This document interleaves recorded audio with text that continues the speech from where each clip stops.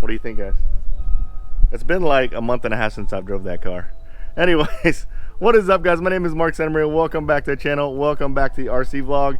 Today, guys, I'm going to tell you guys how to hop up your cars super duper cheap. When I say hop up, I'm talking about all those crazy cool modifications, upgrades that you want to do on your cars, but they're kind of expensive. So there is a cheap way of doing it. I've been doing it for years, and I'm going to show you guys how to do it. But before I do, I gotta get something off my chest. I just gotta do it. I got a lot of people out there calling me a Traxxas fanboy. I'm not gonna deny the fact that I like Traxxas. Honestly, if I gotta say I'm a fanboy of anything, I'm a techno fanboy. But there's a reason why I buy a lot of Traxxas cars. I like to flip them. I like to work on them. I like to rebuild them. And the market for Traxxas cars is better than any other RC market out there. So yeah, I have a lot of Traxxas cars. The other thing is since I've had and I've owned so many Traxxas cars in the past, I have a lot of the parts already to fix a car. So when I rebuild it, it's really, really cheap to rebuild. Anyways, I got to show you guys around my garage. I realize that maybe I have a problem, and you got to check this out. All right, guys. So this is what we got. We got my boys Traxxas slashes right there. I have the two Vortex sitting right there. I pulled out my T-Maxes. I got 3 T-Maxes sitting right there. I got all my cars on the shelf.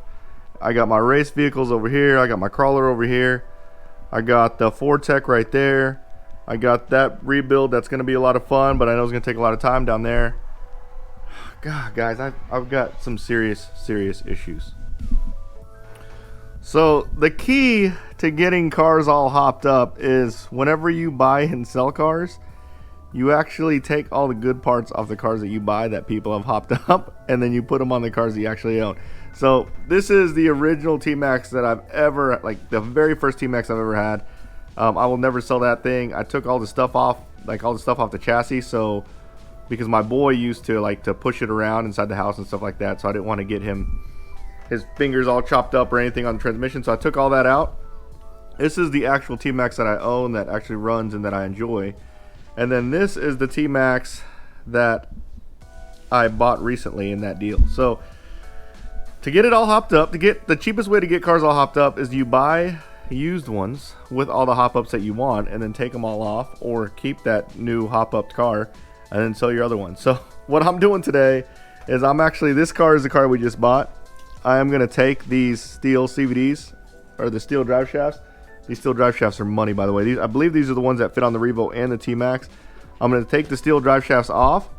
I'm also going to take these shock towers off here.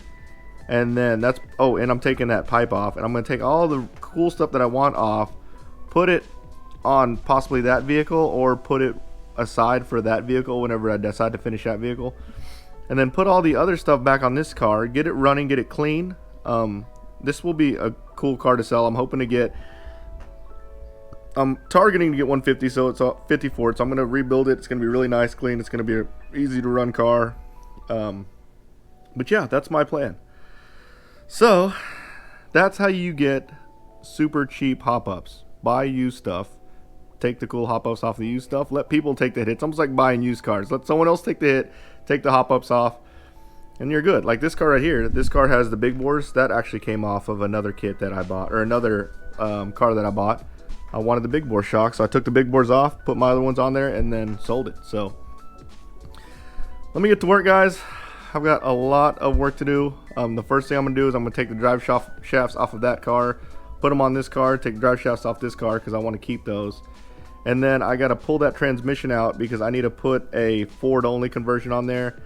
If you guys don't know, these cars are equipped with reverse, and there's an extra servo, this little servo right here, that actually puts it in reverse.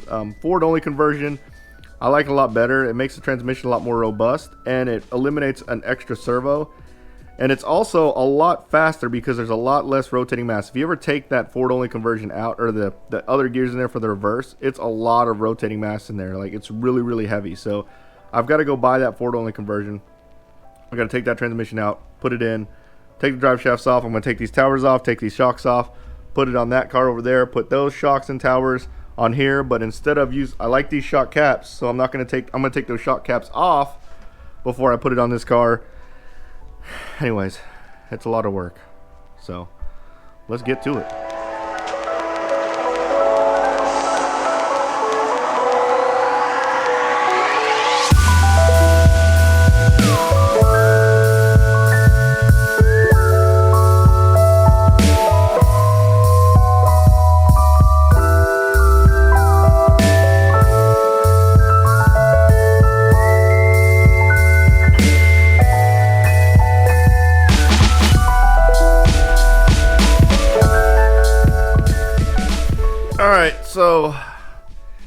That time lapse was super long. I set it for like a shot for every 30 seconds. So it might have only been 30 seconds to you guys, but I pretty much worked all through the night to get all this stuff off. But I got some good stuff. I had to replace the bulkhead, and I also took these drive shafts off. So I got a whole new set of drive shafts, the steel drive shafts. These are the good ones that work on the Revo and the T-Maxx.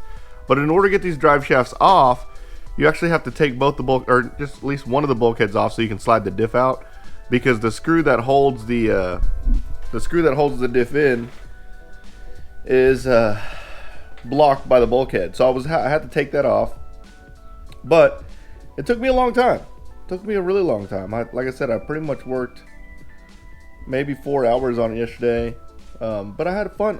Like, what I like to do is I like to binge watch shows while I'm wrenching, and it was a good time. It was a good way to spend my Sunday. So I got some good stuff out of it. I got the steel drive shafts. I also got 2 sets of the aluminum shock caps, which is, so that alone, the drive shafts are probably $80, and then those shock caps are, I think, probably 16, maybe $15. So that's already $110 worth of hop-ups that I got out of this deal that I bought for $100. I also put those really cool shock towers. I also put those really cool energy shock towers with the shocks with the reservoirs on it on one of the T-Maxxes that I'm keeping. So aside from all the hop-ups I got those hop-ups on my other car. So the only thing that sucks is I had to take these off. These are the oversized knuckles on the T-Maxx. The oversized knuckles work. They have a different back bearing. Like the inner bearing is a little different. So the drive shafts that I put on it wouldn't fit. So I put the older drive shafts on the T-Maxx that I'm going to sell. And because I put the older drive shafts on T-Maxx I'm going to sell, I actually put the older steering knuckles also. Shouldn't be too much of a performance difference. Actually, probably no performance difference. The only difference is the inner bearing is a little bit smaller. That's a little less beefy. So here's the, let's see if you can see that. There you go. That's the small steering knuckle, the older steering knuckle, and these are the bigger ones. So I took the bigger ones off just in case, or when I decide to rebuild my other T-Maxx that's sitting right there, I'll have all the cool, beefier stuff on it.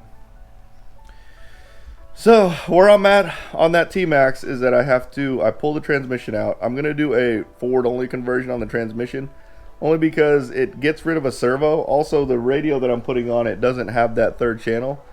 I personally like the cars without the reverse transmission on it. There again, I think I said it earlier in the podcast, earlier in the video. The reverse gears, the amount of gears and the amount of metal inside the transmission to make that reverse happen is a lot. So it takes a lot of the rotating mass off. It performs a lot better. Reverse is kind of lame anyways. You pretty much have to have it tuned perfect. You got to have the idle tune perfect in order for OptiDrive to kick it back in reverse. I didn't want to have to mess with all that. We took the OptiDrive out of this car anyway, so I'm going to go with the forward only conversion. I just have to buy the forward only conversion. I don't have it, but there's the transmission right there. I already pulled it out. I'm going to look at this nightmare of T-Maxx stuff I got going here. We got some old T-Maxx parts in there. So I'm going to pull that out, replace the transmission, and hopefully we'll have a nice, beautiful running T-Maxx here in a little bit that I can sell. And I can start on my Vortex because I'm really excited to start on my Vortex. And never mind, I'm not going to say it. Anyways, if you like this video, I do that at the end of a lot of my videos. If you like this video, smash that like button, subscribe to my channel, turn on the notification bell, and you guys will see me next time. Later, guys.